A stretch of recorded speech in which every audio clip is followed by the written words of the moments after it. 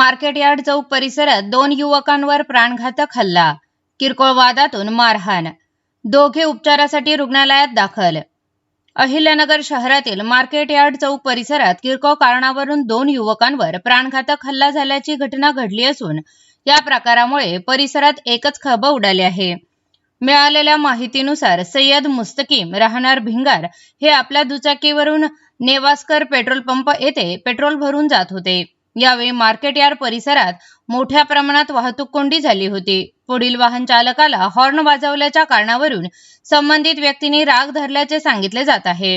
यानंतर काही अंतरावर जाऊन आरोपीने सय्यद मुस्तकीम याच्या दुचाकीसमोर गाडी अडवी लावून त्यांना शिवीगाळ करत गचंडी धरल्याचा आरोप करण्यात आला आहे। तसेच फोनवरून आणखी काही जणांना घटनास्थळी बोलविण्यात आले। दरम्यान भांडण सोडविण्यासाठी आलेल्या सय्यद मुस्तकीम यांच्या मित्रालाही मारहाण करण्यात आली।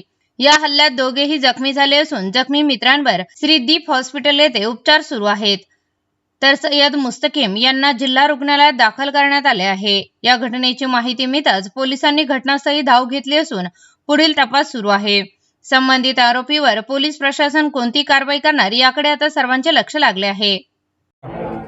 मेरा नाम सैयद मुस्तकीम, मैं नेवास्कर पेट्रोल पंप पे पेट्रोल भर के निकला था तो आगे ट्रैफिक थी, इसके लिए मैंने हॉर्न बजाया तो आगे छोकरा था एक, तो मैं उसको ओवरटेक करके आगे गया, मार्केट एंड में गया। मैं काम पे जा रहा था तो वहाँ के उसने मेरे को गाड़ी आड़वी लगाया और 7-8 जन थे वो लोग, डंडे बिंडे लेके आए थे, शॉकअप के डंडे।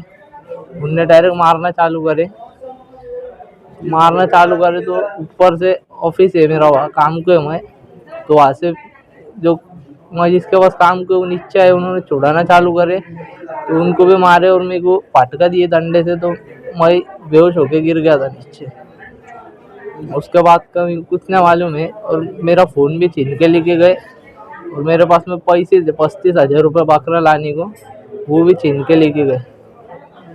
और मेरा वो जो है उनका भी पैर तोड़े हुआ है, वो श्रीदीप में एडमिट है और मैं इधर सिविल में आया हुआ है।